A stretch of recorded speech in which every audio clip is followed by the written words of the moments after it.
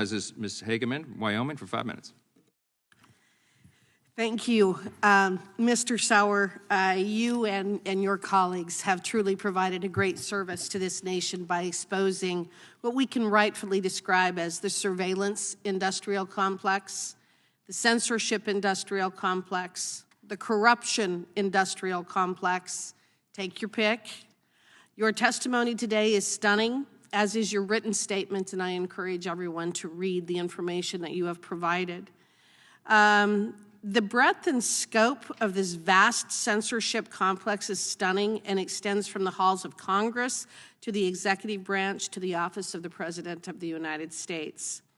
As one of the last questioners today, I want to give you the opportunity to speak directly to the American public, and I'd like you to give us examples of just one or two takeaways that you believe are paramount as we continue our work and as we seek to hold this administration and these corrupt government hacks accountable for their blatant violation of the First Amendment to the United States Constitution.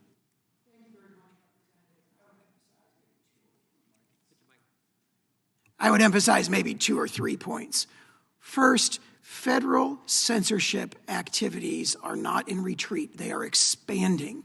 Federal executive officials are expanding the topics on which they seek censorship. It's expanding to more and more agencies, and it's expanding to any social media platform they can reach to.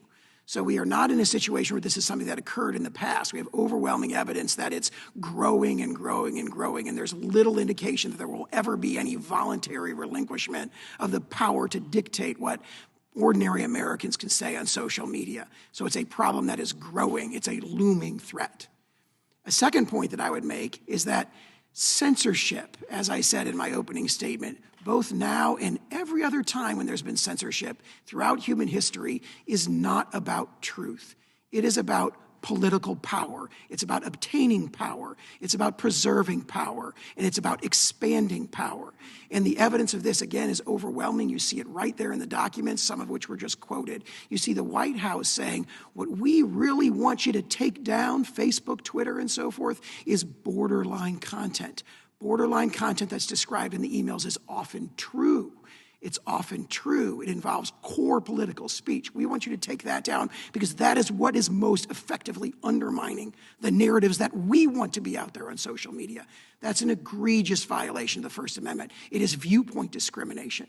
I would also point out that many of the comments that have been made on the other side today have said we can't let there be misinformation on social media because a tiny minority of the 100 million people who might see it might take it and do something bad. You might call that the minority report approach to the First Amendment. It's absolute poppycock. It turns the First Amendment absolutely on its head.